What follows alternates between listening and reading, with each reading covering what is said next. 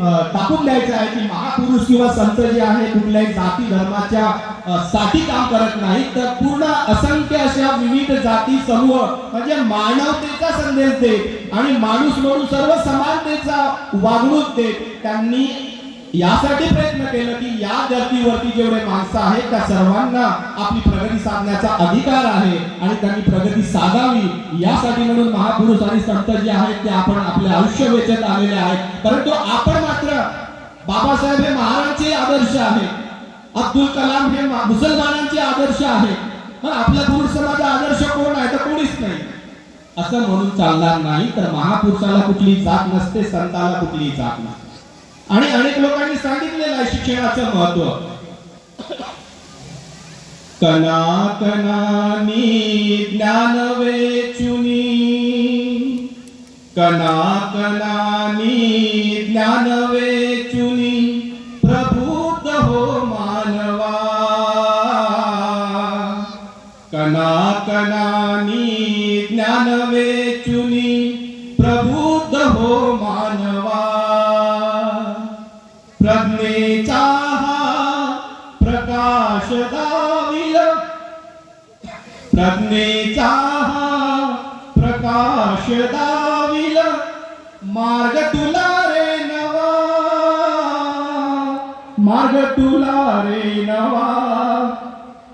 मित्रांनो, अशा अनेक जणांनी अनेक महापुरुषांनी शिक्षणाला महत्व दिलेलं आहे आणि आपल्या सुद्धा समाजाची, आपण जे मागे राहिलेलो आहे सुद्धा समाजाची जर प्रगती साधायची असेल तर आपली जे नवीन पिढी आहे ते उच्च शिक्षणाकडे आपल्याला वळवायची गरज आहे.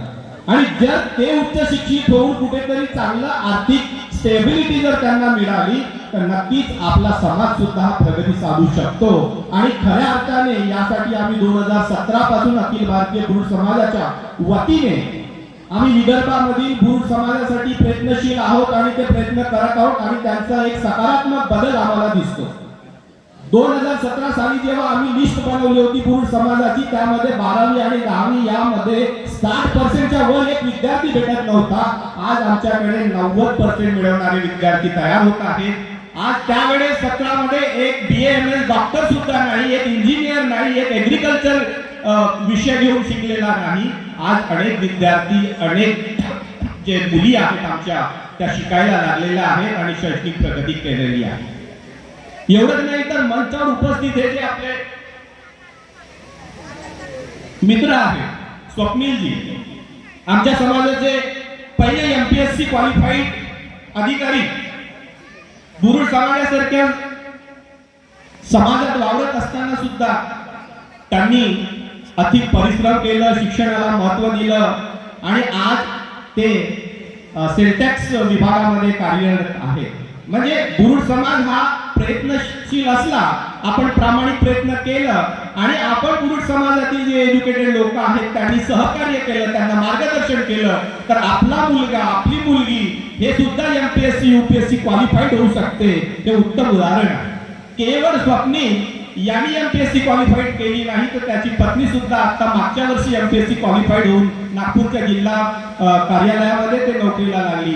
त्यांची जे मोठी बहीण आहे तिने आज आठव्यांदा शासकीय नोकरी मिळवलेली आहे. त्याच्या अगोदर 7 नोकऱ्या त्यांनी सिलेक्ट केल्या आणि तिथे कार्यरत असताना 8 वेळा त्यांनी एक्झाम क्वालिफाईड करून स्पर्धा परीक्षेमध्ये उतरून त्यांनी जर एक संपादन केलं असेल तर ते चंद्रपूर याच्यामध्ये आज वन विभागामध्ये कार्यरत आहे.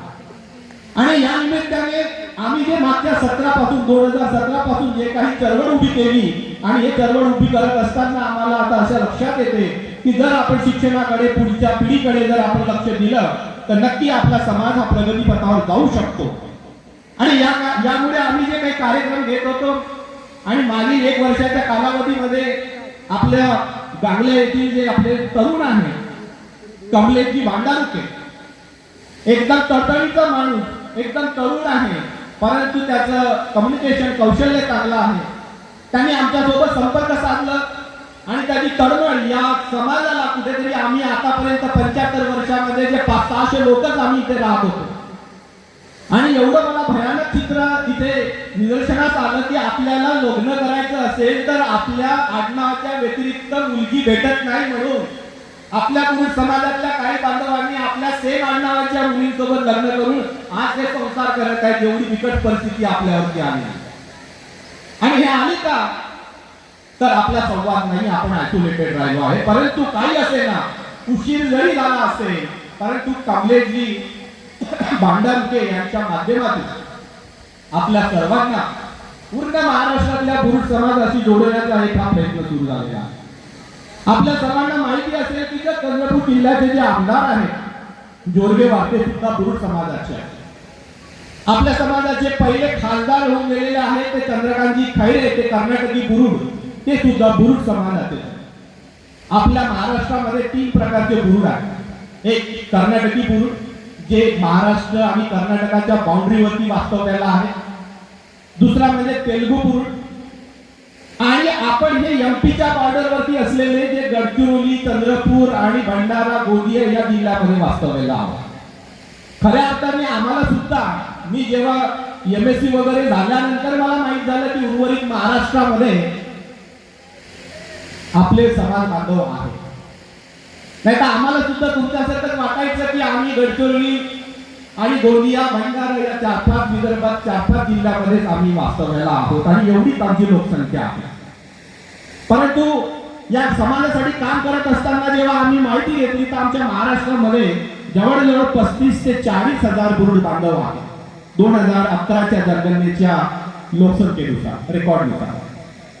तर मित्रांनो, आपल्याला जर प्रगती साधायची असेल तर आपण आयसोलेटेड राहून चालणार नाही, तर आपण एकत्र आलो पाहिजे आणि एकमेकाच्या माध्यमातून, एकमेकाच्या सहकार्यातून आपण आपल्या नवीन पिढीला कुठेतरी मार्गदर्शन केलं पाहिजे. आपण नवीन पिढीला कुठेतरी चालना दिली पाहिजे. आणि आपले जर विद्यार्थी, नवीन पिढी उच्च शिक्षित झाली आणि उच्च शिक्षित झाली तर नक्कीच त्यांना कुठेतरी गव्हर्नमेंट असो किंवा प्रायव्हेट असो चांगल्या ठिकाणी नोकऱ्या मिळतील, चांगले उद्योगधंदे उभारू शकतील. आणि नेमकं शिक्षण केवळ नोकरी मिळवण्यासाठी नाही किंवा उद्योगधंदे उभारण्यासाठी नाही, तर शिक्षण आपल्याला बऱ्याच गोष्टी समजून सांगते. आपल्या सर्वांना माहिती असेल की आपला समाज जो मागे राहिलेला आहे त्या मागे राहण्यामागचं दुसरं मोठं कारण म्हणजे आपल्या समाजामधली व्यसनाधीनता. आज आम्ही आमच्याही समाजामध्ये पाहतो, सांगडी वगैरे ठिकाणी अगदी तरुण वयामधील 15-16 वर्षातील मुलं दारू पिऊन थकून गेलेले आहेत आणि त्यांच्याकडे बघितल्यानंतर असं वाटते की 4 ते 5 वर्षामध्ये मृत्युमुखी होणार आहे. अशा प्रकारची परिस्थिती जर पुरुष समाजामध्ये असेल तर पुरुष समाज हा प्रगती साधू शकणार. आपले पूर्वज अशिक्षित होते परंतु आज प्रत्येक समाजामध्ये थोडेफार शिकलेले ग्रॅज्युएट, पोस्ट ग्रॅज्युएट, आज PhD पर्यंत झालेले आहेत, विविध स्तरावरती कार्यरत आहेत. आणि आमच्यासारखे जे सुशिक्षित लोक आहेत त्या पुरुष समाजासाठी काहीतरी करू पाहत आहोत. आपल्या मागे राहिलेल्या समाजाला पुढे आणण्याच्या दृष्टिकोनातून आम्ही प्रयत्न करत आहोत.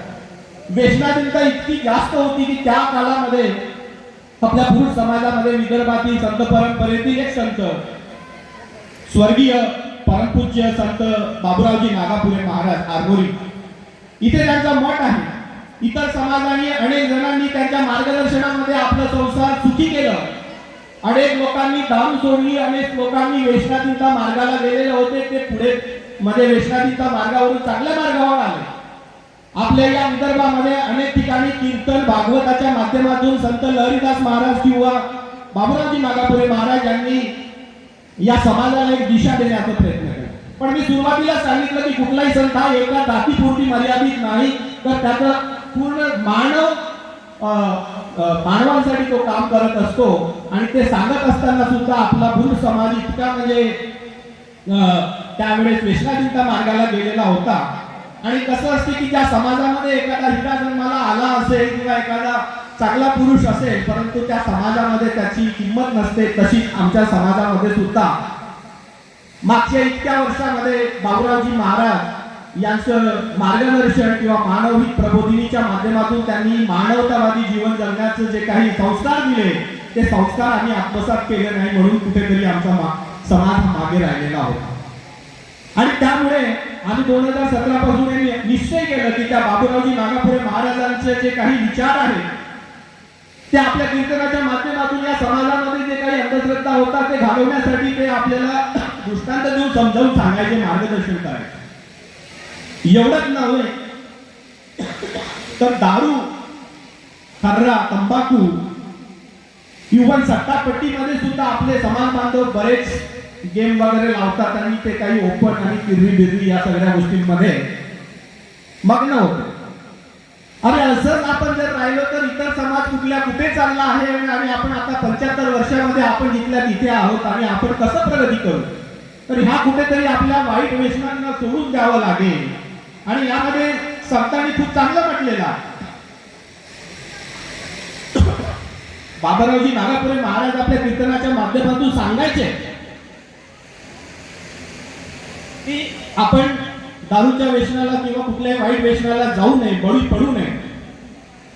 आणि या माध्यमातून मार्गदर्शन करत असताना जे काही तुकडोजी महाराज आहेत, गाडगे महाराज आहेत, अनेक महाराजांनी आपल्याला कीर्तन माध्यमातून प्रबोधन केलं आणि व्यसनाधीनताला गेलेल्या त्या माणसांना पुन्हा एकदा चांगल्या मार्गाकडे आणण्याचा प्रयत्न केला.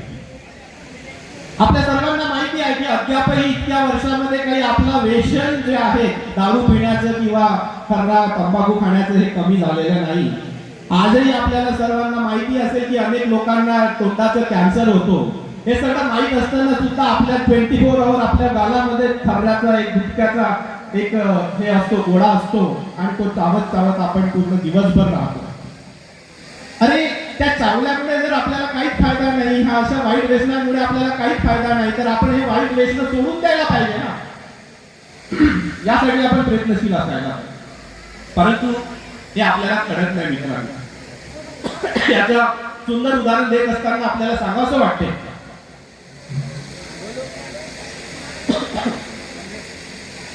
रोजच पितो तरीही त्याला दारू कळली नाही.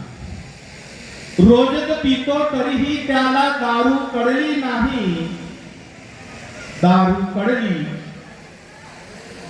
रोजच पितो तरीही त्याला दारू कळली नाही. दारू कळली.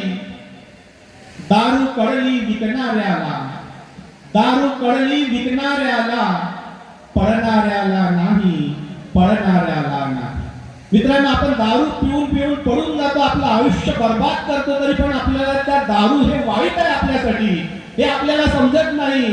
परंतु दारूपट्टी चालवणारे जे दारूचे विक्रेते आहेत ते मात्र तुम्हाला पाजतात किंवा तुम्हाला विकतात, परंतु ते स्वतः पित नाही आणि ते धनाढ्य होतात, आपली प्रगती करतात, आर्थिक प्रगती साधतात. आपल्या मुलाबाळांना ते दारूच्या व्यसनाला जाऊ देत नाही. हे आपल्याला कुठेतरी आज वर्तमान स्थितीमध्ये आपल्याला समजून घेण्याची गरज आहे.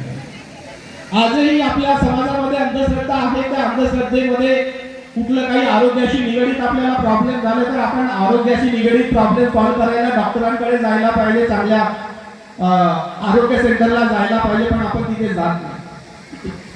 आपण अजूनही त्या अंधश्रद्धेच्या विळख्यामध्ये वावरतो. आपल्या मुलाबाळांना काही आरोग्याशी निगडीत जर काही म्हणजे समस्या झाल्या तर आपण तिथे निंबू भांगण्यापासून तर राख रांगोळी लावण्यापर्यंत ह्या सगळ्या गोष्टी करतो, या मांत्रिकाकडे त्या मांत्रिकाकडे. आणि मी पण माझं शिक्षण अरतोंडी दामण्याकडे झालं आहे, तर मला यातले चांगलं माहिती आहे की विदर्भामधील ह्या भंडारा गोंदिया जिल्ह्यामध्ये आपल्याला माहिती आहे की दुर्गाबाईचा डोह होता आणि तिथे बऱ्याच जणांच्या अंगामध्ये भूत वगैरे यायचं वगैरे असं हे सगळं आपण पाहिलेलं आहे. परंतु ते भूत येण्याचा प्रकार आता हळूहळू कमी झाला आहे, कारण की जसं समाज जो आहे शिक्षणामध्ये पुढे जातो तसं तसं ह्या अंधश्रद्धा ज्या आहेत कमी कमी होतात. परंतु अजूनही अलिप्त राहिलेला आपल्यासारखा समाज जो आहे त्या अंधश्रद्धेच्या विळख्यामध्ये अजूनही आहे. तर मी या माध्यमातून आपल्या सर्वांना सांगेन की कुठलीही आरोग्याची समस्या आली तर तिथे डॉक्टरचा सल्ला घ्या आणि डॉक्टरांकडे गेलं पाहिजे. प्राथमिक उपचार जो आहे तो तुम्ही करा, परंतु डॉक्टरांकडे गेला पाहिजे, कुठल्याही मांत्रिकाकडे गेले नाही पाहिजे. आज अनेक असे असं आहे आणि हे सगळे अंधश्रद्धा व्यसनाधीनता मार्गाला गेलेल्या ज्या लोकांना आहे, जर तुम्हाला बाहेर काढायचं असेल किंवा तुम्हाला प्रगती करायचं असेल तर त्याच्यापासून आपल्याला पुढे यायला पाहिजे. तुकडोजी महाराज म्हणतात, झाला गर्क कसा व्यसना, झाला गर्क कसा व्यसनात, उठ रे उठ तरुणा देहात, उठ रे उठ तरुणा देहात. मंचावर बसलेल्या सर्व तरुण बांधवातील जे काही ज्येष्ठ मंडळी आहेत, जे काही एज्युकेटेड लोक इथे बसलेले आहेत, गुरुड बांधव, त्या सर्वांना मला विनंती आहे की या तुकडोजी महाराजांच्या भजनाच्या लाईनीप्रमाणे आपण आपल्या समाजामध्ये जे काही नवीन पिढी वाईट मार्गाला जात आहे, दारूच्या व्यसनाला जात आहे, त्या व्यसनाधीनतेला गेलेल्या आपल्या समाज बांधवांना कुठेतरी हात द्यायचा आहे. अरे त्यांना इकडे त्या व्यसनाधीनतेच्या गटाळ्यातून बाहेर काढायचं आहे आणि ते तुम्ही नक्की प्रयत्न करा. ह्या सर्व गोष्टींवर आपल्याला वर्क करावं लागेल, तरच आपण काही कुठेतरी प्रगती साधू शकू असं मला वाटतं. आज मागे 2017 पासून आम्ही जे काही